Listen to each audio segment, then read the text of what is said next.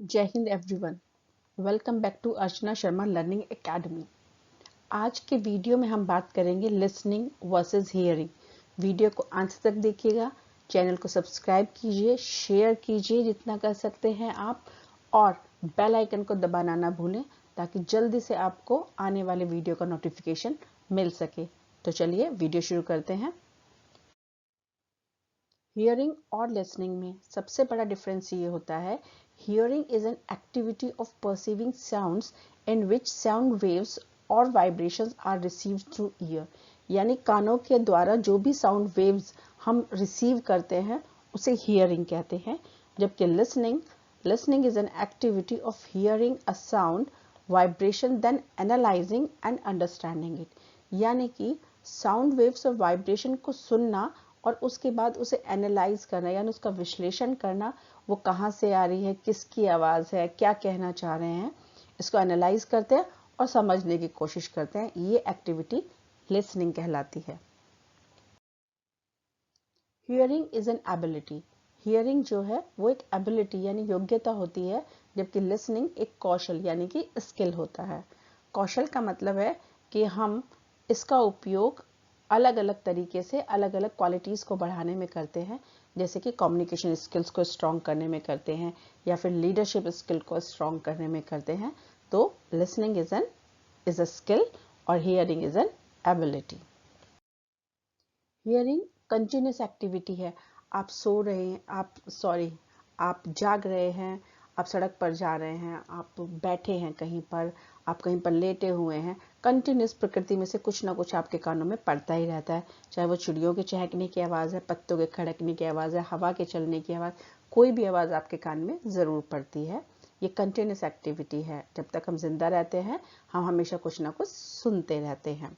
जबकि listening temporary होता है। जिस चीज़ पर हमें ध्यान देना है हम ध्यान से उसे सुनेंगे, उसके बाद वो एक्ट हमारा खत्म हो जाता है। तो लिसनिंग इज टेम्परेरी, जबकि हियरिंग इज कंटिन्यूस प्रोसेस। एक बड़ा डिफरेंस ये भी है कि हियरिंग जो सिंपली हो जाती है और ये इनवॉलेंट्री एक्ट है, यानी वो एक्ट जिसमें हम जानबूझकर पार्ट नहीं लेते हैं, एनर्जी का यूटिलाइजेशन नहीं होता है।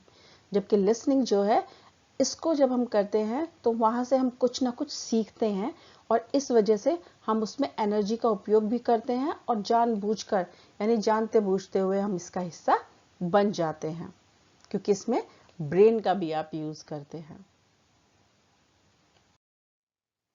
Hearing uses years only. सुनने के लिए आपको केवल कानों की आवश्यकता होती है, जबकि लिसनिंग के लिए आपको डिफरेंट सेंसेस की आवश्यकता होती है, जैसे कि sense of hearing, sense of seeing, sense of touch. आपने कभी देखा, आप ध्यान से कोई चीज़ सुनते हैं और दीवार पर कान लगाकर, तो आपकी आंखें भी एकदम स्टेयर करने लगती हैं, कहीं पर जम जाती हैं कहीं पर, तब कहीं जाकर आपको आवाज़ें साफ सुनाई देती हैं। तो इसलिए लिसनिंग में अलग अलग सेंसेस का प्रयोग किया जाता है। हियरिंग में केवल फिजियोलॉजी यानी कि आपकी फिजिकल जो बॉडी है उसका प्रयोग किया जाता है, जैसे कानों का। जबकि लिसनिंग में आप साइकोलॉजी का भी प्रयोग करते हैं, यानी फिजियोलॉजी के साथ साथ साइकोलॉजी का यूज करते हैं, क्योंकि आप माइंड का भी यूज कर रहे हैं। Hearing happens at subconscious level. आप अर्ध कॉन्शियस अवस्था में होते हैं तब भी आप कुछ ना कुछ सुनते ही रहते हैं, जबकि लिसनिंग के लिए आपको पूरी तरह से कॉन्शियस होना पड़ता है, यानी सचेत रहना पड़ता है। तो इस तरह आपने देखा लिसनिंग और हियरिंग में क्या डिफरेंस है।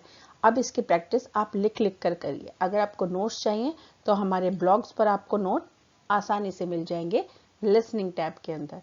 दूसरी बात, जब आप लिखने की कोशिश करते हैं तो उससे आपकी स्पीड तेज होती है और अगली बात आपकी स्पेलिंग्स भी करेक्ट होती हैं।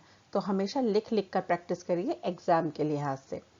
दूसरी बात, चैनल को सब्सक्राइब करना ना भूलिए, बेल आइकन दबा दीजिए ताकि आगे आने वाला वीडियो सबसे पहले आपके पास तक पहुंच सके। All the best for your learning.